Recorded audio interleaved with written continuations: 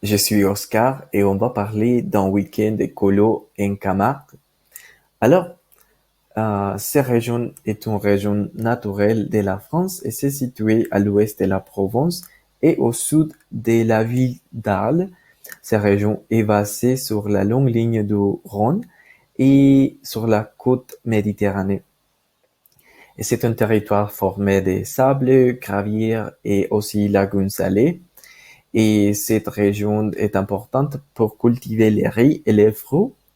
Et cette région est aussi importante parce qu'elle abrite plus de 400 espèces d'oiseaux.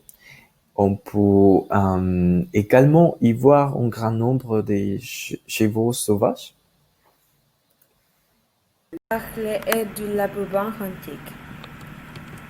Le musée est situé dans un bâtiment moderne construit la construit en 1995.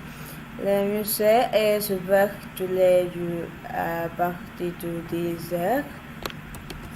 Il y a plusieurs tableaux, mais je peux vous montrer et vous en dire tout parmi d'autres.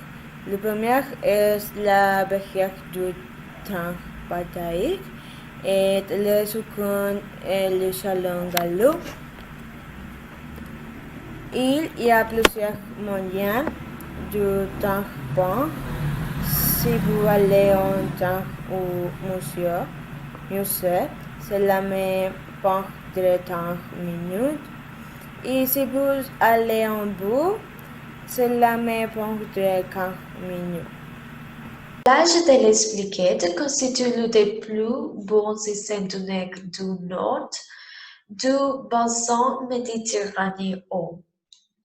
C'est naturel et bouge de toute construction. C'est un milieu naturel sensible à forte valeur écologique. Il recèle une flore et un fond particulier. Il se distingue aussi par la qualité de ses eaux de baignement. Ce site protégé se compose d'une blanche caractéristique des déserts. Vincent van Gogh est un organisme sans but lucratif situé à Arles, dans les Bouches du Rhône, et dédié au travail et à l'héritage du peintre Vincent van Gogh.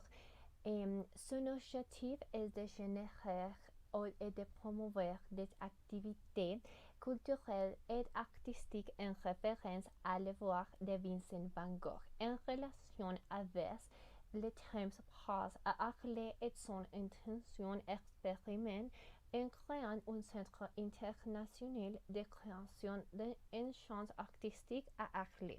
La directrice artistique est la rédactrice de chef et parquet Bis Crochet.